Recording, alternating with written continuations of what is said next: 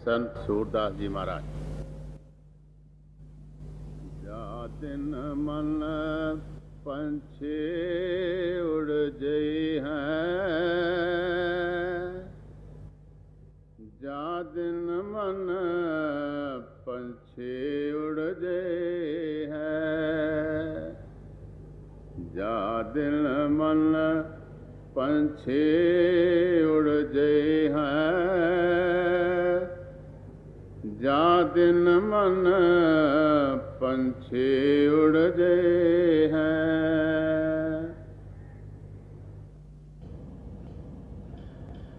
जब से ये संसार बना है, हर इंसान के दिल में ये कुदरती ख्वाहिश है कि वो अमर हो जाए, इटर्नल हो जाए, लाफानी हो जाए, जावेदानी हो जाए। अगर हम हिस्ट्री के और आग पर एक नज़र डालें तो हमें ये मालूम होता है कि हर एज में, हर दौर में इंसान ने ये कोशिश की है कि वो अमर हो जाए। देखिए, हम जितने भी महापुरुषों की वाणियाँ पढ़ें, हम यही देखते हैं कि उन्होंने हमें यह बताया है कि हमें ये जो मौत है इस पे गलबा पाना है। The last enemy we have to conquer is death. तो यही हमारी ज़िंदगी का ध्येय है कि हम हमेशा की ज़िंदगी पा जाएं। वो तभी पा सकते हैं जब ये जो हमारी ज़िंदगी का ध्येय है, self knowledge and God realisation, अपने आप का जानना और प्रभु को पाना, खुशनासी और खुदाशनासी, हम इस को प्राप्त कर सकें।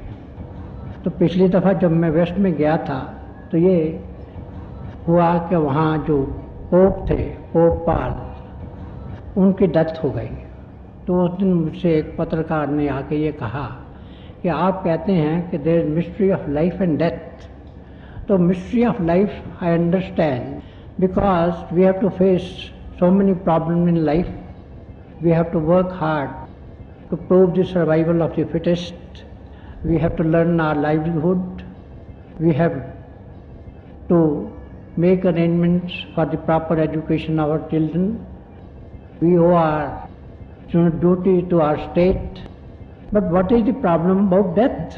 Because death is the cessation of life. तो उन्होंने ये कहा कि ज़िंदगी की जो मुहिमें हैं, ज़िंदगी की जो दुश्वारियाँ हैं, ये तो मैं समझता हूँ क्योंकि हमें जो अपनी आजीविका के लिए बहुत कशमकश करनी पड़ती है, मेहनत करनी पड़ती है, अपने बच्चों के लिए हमें उनकी पढ़ाई के लिए हमें इंतज़ाम करना पड़ता है, और हमारे जो फ़र्ज़ हैं, जो हमारा कर्तव्य है हमारी सोसाइटी की तरफ, हमारी नेशन की तरफ, उन सबको हमें निभाना पड़ता है। मगर ये मौत का क्या मसला है? मौत में तो इंसान की ज़िंदगी ख़त्म हो जाती है। तो मैंने उसे बताया कि हाँ, जिसे ये समझा जाता है कि मौत जो है, death is session of life, कि ज़िंदगी का खात्मा ही, यह गलत है। और चांद से उस वक्त सर रेमंड मूडी की जो बहुत मशहूर किताब हुई है, लाइफ आफ्टर लाइफ, जिसमें यह बताया गया है कि बहुत से इंसान जो अस्पतालों में थे, वो ज़ाहिरा तौर पर क्लिनिकल लिहाज से वो मर गए थे, लेकिन वो जिस्म से कुछ देर बाद उनकी आत्मा रही और उसके बाद फिर जिस्म वापस आ गई। तो डॉक्टर रेमंड मूडी ने उन सब के बयानात लिए थे। डॉक्टर रेमंड मूडी कोई रूहानी पुरुष नहीं थे, वो तो एक डॉक्टर थे और डॉक्टर हैं हम भी। मगर उन्होंने उन लोगों के बयानात लिए और उन पे वो किताब छापी, जिससे ये सिद्ध कर दिया कि इस ज़िंदगी के बाद एक और भी ज़िंदगी है। तो मैंने उन्हें बताया, भाई आपके यहाँ तो डॉक्टर रेमंड मूडी की इस किताब ने एक बड़ी हलचल पैदा कर दी है, एक बड़ी रेवोल्यूशन पैदा कर दी है, मगर आपके लिए ये आश्चर्यजनक बात है, हमारे लिए तो साधारण बात है। तो उसे आज से लाखों वर्ष पहले हमारे वहाँ सत्यावान सावित्री का किस्सा आता है। ये बताया गया है हमारे धर्म ग्रंथों में कि सत्यावान की जो पत्नी थी, सावित्री उसका नाम था, सत्यावान को जमदूत उसकी आत्मा को कब्ज करके ले चले तो सावित्री ने भी अपने जिस्म को छोड़ा और जमदूतों के पीछे हो ली, और तब तक वो वापस नहीं लौटी जब तक कि जमदूत ने उसे उसके पति की आत्मा वापस नहीं कर दी और उसके पति की आत्मा वो वापस जिस्म में ले आई। तो मैंने कहा कि ये जिस्म को छोड़ना, to come about the body consciousness, जिस्म और जिस्मानियत से ऊपर आना, हमारी तो एक बड़ी प्राचीन विद्या है और ये प्राचीन से प्राचीन और स्नातन से स्नातक तरीका है, मगर आपके लिए ये एक आश्चर्यजनक बात जरूर हुई है। इसके बाद एक सैलाब आ गया ऐसी किताबों का कि जो जिंदगी और मौत के मुतल्लिक वेस्ट में लिखी जाने लगी, और ईस्ट में भी इस पर बहुत सी किताबें लिखी गई हैं, मगर रेमंड मूडी की किताब से पहले ये हमारे हजूर पुनूर संत कृपाल सिंह जी महाराज ने एक किताब लिखी थी, मिस्ट्री ऑफ डेथ। तो उसमें इसको बड़ी अच्छी तरह से बताया गया था, और जितनी किताबें इस मजमून पर लिखी गई हैं वो उन सब में से सर्वश्रेष्ठ है। तो यही सब महापुरुषों ने हमें बताया है कि देखिए, ये जो हमारा जीवन है, ये मनुष्य जीवन जो है, ये 84 लाख दिया जून की सरताज जूनी है, इसे क्राउन ऑफ क्रिएशन कहा गया है, अशरफुल मखलूकात कहा गया है, नर नारायण देह कहा गया है, क्योंकि इसी जीवन में हमारी आत्मा का और परमात्मा का मिलाप हो सकता है, जो हमारी ज़िंदगी का ध्येय है। और इसके अलावा 84 लाख दिया जून में से किसी जूनी में हम ये जो हमारा मकसद है हम इसे नहीं पा सकते। और यहाँ तक कहा गया है कि जब इंसान को पैदा किया गया तो उस वक्त फरिश्तों को, देवी देवताओं को भी ये हुक्म हुआ कि वो इंसान को सजदा करें, इंसान के सामने झुकें, क्योंकि अगर देवी देवताओं को भी हमेशा की मुक्ति, हमेशा की सरशारी, हमेशा की ज़िंदगी चाहिए तो उसे भी इंसानी जिस्म में आना पड़ता है। और इसीलिए जितने हमारे महापुरुष हैं वो यही कहते हैं कि इसी ज़िंदगी में हमें अपना यहाँ दुनिया के सारे काम काज को अटेंड करना ज़रूरी है। ये हमारा सबसे बड़ा ज़िंदगी का फ़र्ज़ है कि हम अपने आप को जानें और प्रभु को पाएं। हमें संत मत तो यही सिखाता है कि जैसे जल में कंवल निरालम मुर्गा ही निशाने, छोट शब्द पौसा कर तरिए नानक नाम खाने, कि जैसे पानी में कंवल का फूल होता है, कंवल का फूल की जो जड़ें होती है वो तो कीचड़ में होती हैं, मगर फूल जो है वो हर वक्त मुस्कुराता रहता है, पानी का असर नहीं लेता। इसी तरह से मुर्गा भी होती है, पानी में रहती है, मगर जब चाहती है तो सूखे पड़ों से उठ जाती है। इसी तरह से इंसान जिस दुनिया में रहे वो अपने सारे जितने फ़र्ज़ हैं वो सब पूरे करे। हमारा फ़र्ज़ है माँ बाप की तंगी, हमारा फ़र्ज़ है अपने जिस कबीले में हम पैदा होते हैं, जिस ख़ानदान में हम होते हैं, उसके लिए, अपनी सोसाइटी के लिए हमारा फ़र्ज़ है, अपनी नेशन के लिए हमारा फ़र्ज़ है, उससे बढ़कर इंटरनेशनल लेवल पे, अंतर्राष्ट्रीय स्तर पे हमारा फ़र्ज़ है, और उससे भी ऊपर एक कॉस्मिक स्तर पे हमारा फ़र्ज़ है। तो हम दुनिया के जितने भी हमारे फ़र्ज़ हैं हमें सब निभाने चाहिए, और ये निभाते हुए हमारी जो आत्मा है, हमारी जो लिव है, ये प्रभु से लगी होनी चाहिए।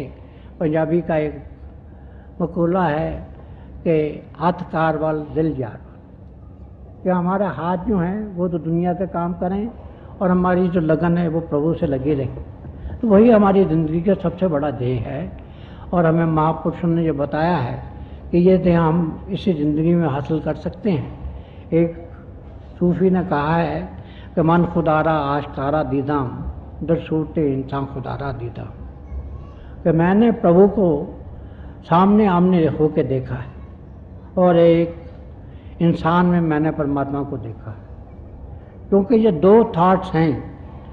एक तो थॉट ये है कि nobody has seen God in his absolute form, कि किसी ने परमात्मा को जो उसकी ओरिजिनल हालत है, जो निजी हालत है, उसमें नहीं देखा। और दूसरा ख्याल है कि मगर हमने वो पोल देखा है, वो इंसानी पोल जिस पर परमात्मा काम करता है। क्योंकि जब परमात्मा इस संसार में आता है तो आके किसी इंसानी पोल पे काम करता है, और ये उस एक जो ऐद हुआ था उसके तहत है जो काल में और दयाल में हुआ था। अगर हम दुनिया की सृष्टि के मुतल्लिक़ एक नज़र डालें तो ये हमें महापुरुष बताते हैं कि पहले प्रभु अकेला था, वो महाचैतन्य का समुंदर था और कोई नहीं था।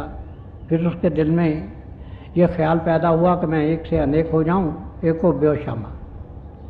तो उस वक्त उसने दो सूरतें इख्तियार की, एक ज्योति की और एक श्रुति की, एक लाइट ऑफ गॉड की और दूसरी म्यूजिक ऑफ द स्फीयर्स की और हार्मनी ऑफ हार्मनीज की, एक नूर खुदा की और दूसरी बांगे आसमानी। और उसी से फिर ये जो नाम कहते हैं, नाम में ज्योति और श्रुति दोनों आ जाते हैं, क्योंकि वो पहले अनाम था, अशब्द था, वो उसका नाम हो गया। ये जो नाम ताकत है, जो ज्योति और श्रुति है, इसी से जितने खंड ब्रह्मांड ये सारे ये बने और फिर इस तरह से दुनिया बनती चली गई। तो जब बहुत सी दुनिया बन गई तो उस वक्त प्रभु ने उसके कार चलाने के लिए अपने अपने जो वहाँ के एडमिनिस्ट्रेटर थे वो मुकर्रर किए। तो इसी तरह से उन्होंने काल की भी स्थापना की। और ये कहा जाता है कि पहले जब इंसान को ये जिस्म मिलता था इंसानी आत्मा को, तो वो उसमें आती थी और जब वो इंसानी जिस्म छोड़ती थी तो प्रभु में जाके लीन हो जाती थी। मगर फिर काल ने बहुत बड़ी तपस्या की और उस तपस्या के वरदाने में 3 वरदान मांगे दयाल से। पहला तो ये कि जब कोई आदमी मरे तो उसकी आत्मा सीधी जाकर प्रभु में लीन नहीं हो। दूसरी ये कि उसे अपने पिछले जीवन का और जो उसका निकास है, जो उसकी सोर्स है, उसका उसे कुछ ख्याल नहीं रहे। और तीसरी बात ये कि अगर प्रभु ये चाहे कि किसी आत्मा को अपने साथ फिर मिला ले, उसे फिर से अमर कर दे, तो उसके लिए वो खुद इंसानी चोला धारण करके इस संसार में आए और आके सिर्फ सत्संग के द्वारा ही उस आत्मा को अपने साथ मिलाए। ये नहीं कि यहाँ आके कुछ मिरेकल कर दे, यहाँ को मुर्दे जिंदा कर दे, वहाँ कुछ मुर्दे जिंदा कर दे, क्योंकि उस तरह से तो ये काल की जो सल्तनत है जो थोड़ी देर में उलट जाती। और प्रभु ने इन ओन विजडम उसे कबूल कर लिया। तो इसीलिए जब से ये संसार हुआ है, संत महात्मा इस दुनिया में आते रहे।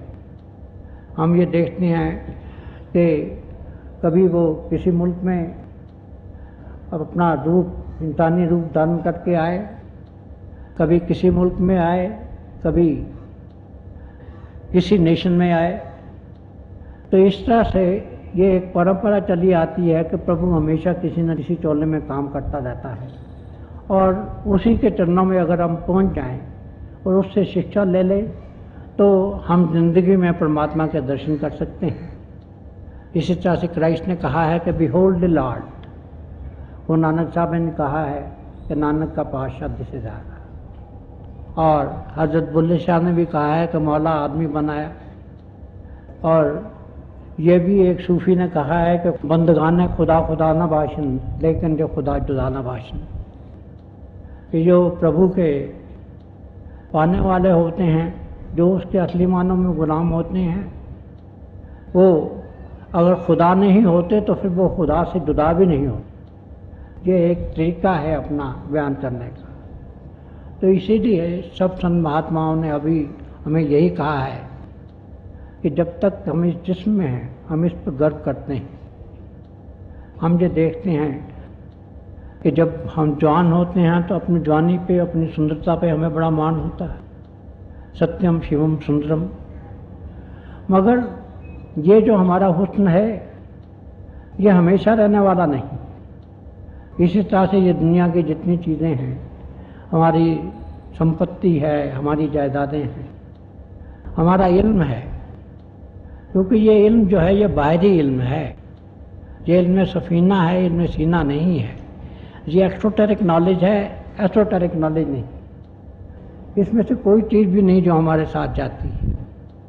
अगर हमारे साथ कोई चीज़ जाती है तो वो जाता है केवल एक तो हमारा गुरु और एक उसका दिया हुआ नाम। तो इसलिए हम किसी महापुरुष की वाणी पढ़ लें, उसका जो लुब्बे लुबाब होता है वो यही होता है कि हम गुरु की, किसी मुर्शिद कामिल की, किसी परफेक्ट मास्टर की, हम उसकी शरण में जाएं। और वो क्या करता है, वो पहले तो अपने कदमों में हमें वो बुलाता है, क्योंकि असल में वो तो देखता है कि वो किन भेड़ों को लेने के लिए आया है। जैसा क्राइस्ट ने कहा है कि वो अपनी लास्ट शीप को वो पहचानता है, ऐसा ही गुरबानी भी आया है। और हमारे सूफी भाई भी कहते हैं कि इश्क अव्वल दर्द माशूक पैदा मिशुत, कि जो प्रेम है पहले वो माशूक के दिल में, महबूब के दिल में, जब परमात्मा के दिल में या गुरु के दिल में पैदा होता है, और फिर जब उसकी शुआएं काम करती हैं तो जो प्रभु के बंदे हैं उसके कदमों में खींचे चले आते हैं, और फिर वो हम इंसानों को जो उनके चरणों में आते हैं उन्हें नामदान दे देता है। नामदान से मतलब ये है कि जब उन्हें पहले ही दिन वो भजन पर बैठाता है तो उन्हें श्रुति और ज्योति का डायरेक्ट लिंक दे देता है, पहले ही दिन उसका थोड़ा सा अनुभव करा देता है, और फिर उन्हें जीते जी मरने की विद्या सिखा देता है। क्योंकि जो हमेशा रहने की विद्या है, जो लाफानी करने की, जो अमर करने की विद्या है, वो जीते जी मरने की विद्या है। क्योंकि जैसा कि सोक्रेटिस ने माना है कि ये जो जिस्म है ये एक प्रिजन हाउस है, ये एक कैद खाना है। इससे जब हमारी आत्मा प्रवास करती है, इससे जब वो फ्री होती है तो वो जाकर परमात्मा में मिल जाती है। तो इसी तरह से 2 बारातें बताई हैं। मेरे उस्ताद मोहतरम हज़रत शमीम कसानी का एक शेर है कि एक बारात आ चुकी, एक बारात और है। कि 2 जश्न होते हैं ज़िंदगी में, 2 फेस्टिविटीज़ के मौके होते हैं। एक तो जब होता है जब हमें जन्म मिलता है, जब हम पैदा होते हैं तो बड़ी खुशियाँ मनाई जाती हैं। और दूसरा जो जश्न है वो संतों का जश्न है, वो मरते वक्त भी जश्न मनाते हैं, वो फेस्टिविटी मनाते हैं, क्योंकि उनकी आत्मा इस शरीर को छोड़ के जाके प्रभु में लीन हो जाती है। और इसी लिहाज से हम जितने महात्मा हैं, जितने सूफी हैं, उनके जब हम उनकी डेथ एनिवर्सरी मनाते हैं तो उन्हें हम उसकी डेथ एनिवर्सरी नहीं कहते, वो उन्हें उर्स कहते हैं कि ये अमीर खुसरो का 500 साला उर्स है। उर्स के मैंने होते हैं शादी की, और वो तो मरते जब हैं तब भी इतनी खुशी होती है कि जैसे उन्हें अपनी शादी की खुशी होती है, क्योंकि वो खुशी खुशी जाकर परमात्मा में लीन हो जाते हैं। और इसी तरह से उर्दू का शब्द है, जब हम कहते हैं वो आदमी मर गया है, वो कहते हैं उसका इंतकाल हो गया है। अब इंतकाल के मैंने हैं ट्रांसफ़र के। अब मैं दिल्ली में काम करता हूँ, दिल्ली से मेरा तबादला, जब ट्रांसफ़र बम्बे हो जाती है तो वो कहते हैं जी कि उसका इंतकाल दिल्ली से बम्बे हो गया। तो इसी तरह से ये जो हमारी मौत है, डेथ है, ये एक ट्रांसफ़र है, एक चेंज है, एक ज़िंदगी से दूसरी ज़िंदगी। तो ये जो ज़िंदगी है ये हमारी कायम रहती है, हमारी रूह कभी नहीं मरती। रूह जो है वो अमर रब्बी है, ये तो हमेशा कायम रहती है। और आत्मा जो है ये 84 लाख जिया जून में चक्कर लगाती रहती है। और जब जो खुशकिस्मती से इंसानी जिस्म में आती है तो उस वक्त जिसे ये सुनहरी मौका मिलता है, गोल्डन अपॉर्चुनिटी मिलती है कि वो जिस्म और जिस्मानी से ऊपर आए और प्रभु में मिल जाए। तो फिर अगर किसी गुरु की कृपा हो जाए तो उसका ये आना जाना ख़त्म हो जाता है। 84 लाख जिया जून जो है ये सारी की सारी ख़त्म हो जाती है, और उसे हमेशा की मस्ती, हमेशा की सरसारी, हमेशा की ecstasy, tranquillity, peace and bliss उसे वो हासिल हो जाती है। तो यही हमारी ज़िंदगी का ध्येय है। तो जब से ये संसार बना है, सब संत महात्माओं ने हमें यही बताया है कि देखो, इस ज़िंदगी पे गर्व नहीं करो, इस पे नाज नहीं करो, इस पे गुरूर नहीं करो, इससे पूरा काम लो। जो ठीक काम है, जो हमारा इंसानी कर्तव्य है, जो हमारी ड्यूटीज़ हैं, जो हमारी ऑब्लिगेशन है, उन सबको पूरा करें। मगर हम ये नहीं है कि इसी ज़िंदगी में ही खो जाएं, इसी में भूल जाएं कि हमें जो दाता है वो दात तो याद रहे और दातार जो है वो भूल जाए, क्योंकि ये ब्लेसिंग तो हमें परमात्मा ने दी हैं, परमात्मा को हमें याद करना है। हमें अगर ज़िंदगी में नेमतें मिली हैं, हमारे पास धन दौलत है, हमारे पास खूबसूरती है, तो हमें उससे पूरा पूरा फ़ायदा उठाना चाहिए। हम रोज़ देखते हैं कि हम अपने हुस्न पे, अपनी खूबसूरती पे इतना नाज करते हैं, मगर एक सूफ़ी ने कहा है कि मैं जा रहा था तो एक खोपड़ी से मेरे पाँव की टक्कर लग गई और उसने कहा कि होशियार, कि कभी मैं भी तेरी तरह से हसीन थी और जिस तरफ से मैं गुजरती थी उस तरफ मैं आशिकों को, दिलों को रोनती चली जाती थी। जिस तरफ मैं जाती थी, जितने भी हसीन आने जहाँ थे, दुनिया के जितने भी सुंदर लोग थे, सबकी गर्दनें, सबके सर मेरे सामने खम हो जाते थे, झुक जाते थे। मगर आज देखो मेरी क्या हालत हुई, क्योंकि ये जो बाहरी हुस्न है ये भी प्रभु की देन है, इसकी बहुत बड़ी कदर है, मगर ये हमेशा रहने वाला नहीं है। हमेशा रहने वाला जो हुस्न है, जो खूबसूरती है, वो तो हमारी आत्मा की है। अगर आत्मा में खूबसूरती आ गई, अगर आत्मा ने प्रभु को पा लिया, तो फिर उसे हमेशा की खूबसूरती हासिल हो जाती है, हमेशा के लिए अमर जीवन उसे मिल जाता है। तो यही संत महात्माओं ने हमें हमेशा तालीम दी है और संत सूरदास भी हमें यही तालीम दे रहे हैं। वो ये बता रहे हैं कि ये जो हमारी ज़िंदगी है ये तो क्षण भंगुर है, ये तो ख़त्म हो जाती है। उसकी महापुरुषों ने कई मिसालें दी हैं कि ये जो ज़िंदगी हमारी है एक ख्वाब की तरह से है, एक सपने की तरह से है। हम जब कोई अच्छा सपना देखते हैं तो हम जो समझते हैं कि वो असल है, वो रियल है, तो बड़े खुश होते हैं, मगर जब आँख खुलती है तो सब कुछ गायब हो जाता है। इसी तरह से ये कहा गया है कि ये जो हमारी ज़िंदगी है ये पानी के बुलबुले की तरह है। अब पानी का बुलबुला जो होता है बड़ा खुशनुमा होता है, बड़ा हसीन होता है, बड़ा ब्यूटीफुल होता है, वो जब टूट जाता है तो उसका कोई अस्तित्व बाकी नहीं रहता। इसी तरह से कहते हैं कि ये ज़िंदगी रेत का घर है। हम रेत के घरौंदे अक्सर बनाते हैं, जब पानी से रेत की दीवार बना देते हैं, मगर जब सूरज की धूप पड़ती है, पानी सूख जाता है तो रेत की दीवार गिर जाती है। तो और फिर वो कहते हैं कि हमारी ये ज़िंदगी बिल्कुल ऐसे है जैसे कि बादल हो। बादल एक जगह नहीं रहता। हम देखते हैं अभी यहाँ बादल है, अब दूसरी जगह चला गया, तीसरी जगह चला गया, गायब हो गया। इसी तरह से ये जो हमारी ज़िंदगी है ये भी गायब हो जाती है। बस ज़िंदगी का महत्व बहुत बड़ा है, क्योंकि ये जो इंसान की ज़िंदगी है ये 84 लाख जिया जून में सबसे बड़ी ज़िंदगी है, और यही वो सुनहरी मौका है जब हमारी आत्मा का और परमात्मा का मिलाप हो सकता है।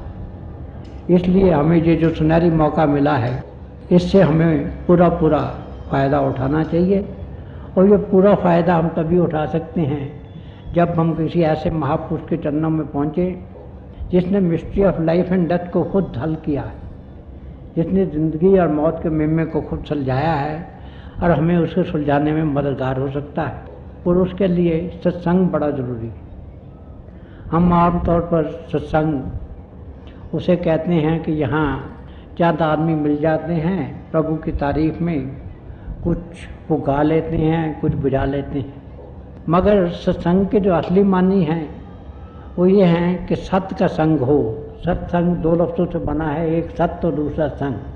सत्य के मायने हैं सच, और गुरु नानक साहब ने सच की तारीफ की है कि आज सच जुगात सच है भी सच, नानक होसी भी सच। कि जब जो दुनिया शुरू हुई तब वही ताकत थी, जब युग पैदा हुआ तब वही ताकत थी, अभी वो ताकत काम करती है, हमेशा काम करती थी।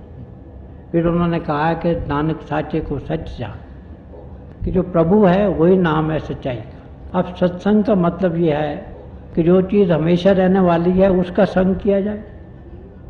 और हमेशा रहने वाली क्या चीज़ है इस संसार में? या तो वो पोल है जिस पर प्रभु काम करता है, जिसे हम सदगुरु कहते हैं, जिसे हम मुर्शिद कहते हैं, जिसे हम मास्टर कहते हैं, और या वो नाम है, नाम की दौलत कि जिससे ये खारे खंड ब्रह्मांड बने। और फिर जो सत्संग भी है ये भी दो किस्म का है, एक बाहरी सत्संग है और एक अंतरी सत्संग है।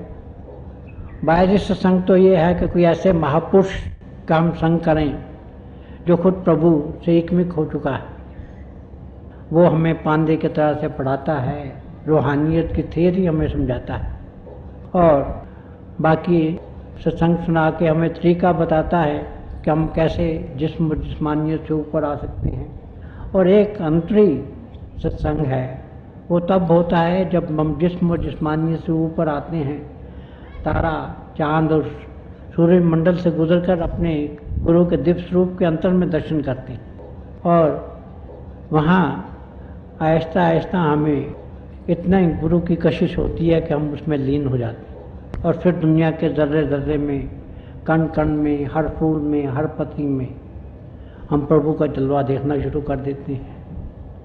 ये कहा गया है कि गुल बतो खुद संदम तो बुए कसेदारी, क्या फूल मैं तुम्हें इसलिए सूंघता हूँ क्योंकि तुझसे मुझे अपने प्यारे की बू बास आती है।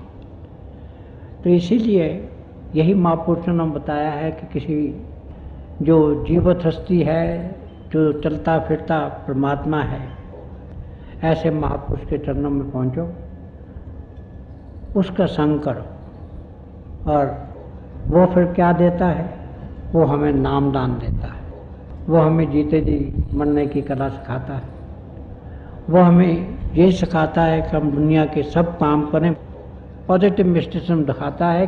तो ऐसी बात है, इसलिए हमें जो ज़िंदगी के क्षण हैं उनसे पूरा पूरा फ़ायदा उठाना चाहिए।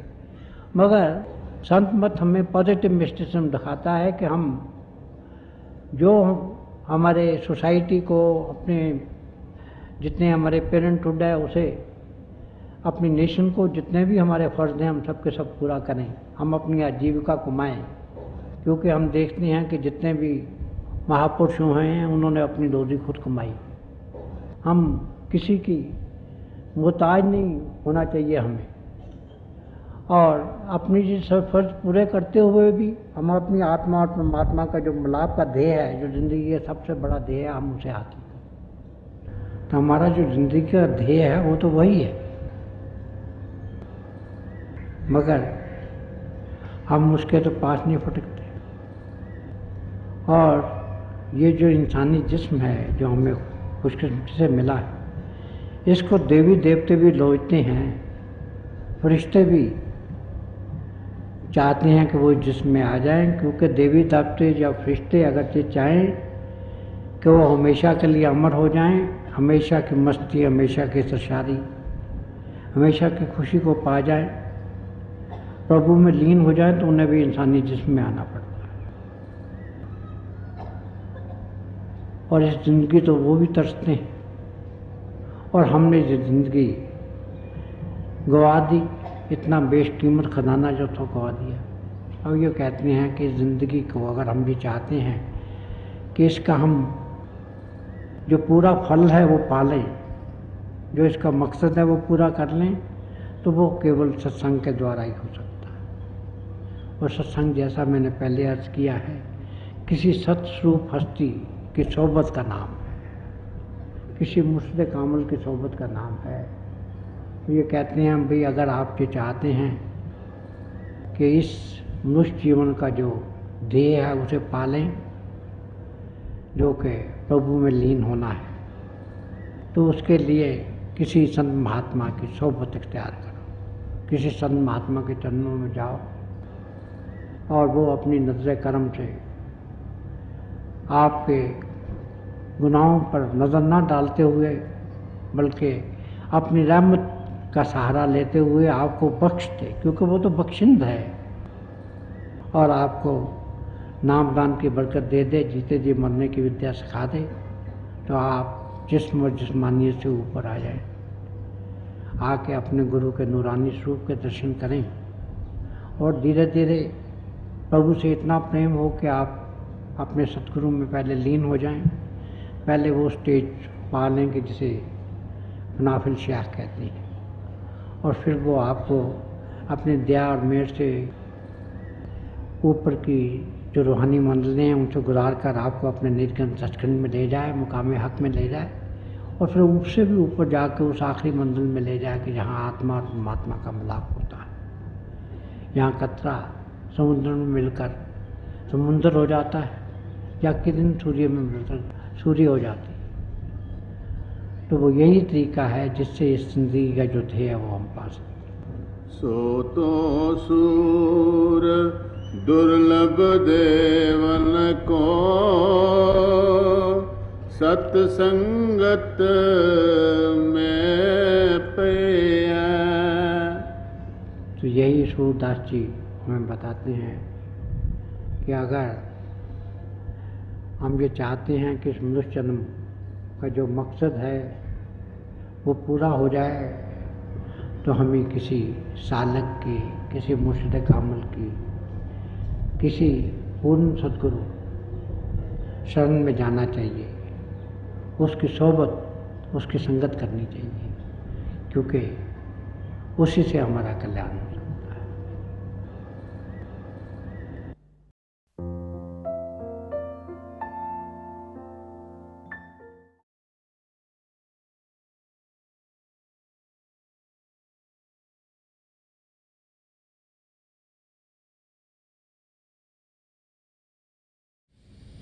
प्यारे भाई और बहनों, हम सब अभी दयालपुर संत दर्शन सिंह जी महाराज का सत्संग सुन रहे थे। ये हमारी खुशकिस्मती है कि ऐसे महापुरुषों के वचन हमें सुनने को मिलते हैं। बार संत दर्शन सिंह जी महाराज में यही याद कराया करते थे कि प्रभु प्रेम से भरपूर हैं और प्रभु को पाने का रास्ता भी प्रेम का रास्ता है। प्रभु का प्रेम हम सबके अंदर बसा हुआ है। जब हमारा नज़रिया बदलता है, जब हम बाहर की दुनिया से ध्यान हटाकर अंदर की दुनिया में बढ़ते हैं, तो फिर हम प्रभु के प्रेम की झलक को पा लेते हैं। और जितना ज़्यादा ध्यान अंदर की दुनिया में करेंगे, उतना ही प्रभु के प्रेम के रंग में हम रंगे जाएंगे। थोड़ी देर के लिए आप सब अभ्यास के लिए बैठ जाएं।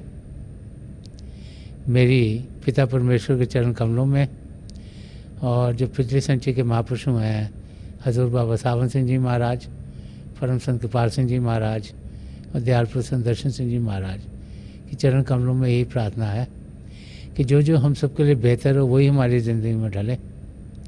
हम प्रभु के शब्द के साथ जुड़ें और प्रभु की ज्योति को हम अपने अंदर तेज़ी से पाएँ।